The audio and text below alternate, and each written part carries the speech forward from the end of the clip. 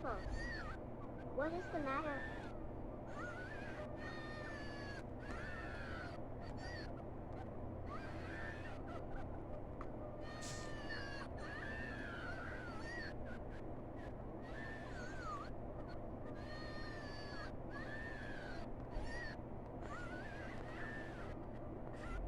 Well, I have to say, sorry for your loss, Nutty and Sniffles.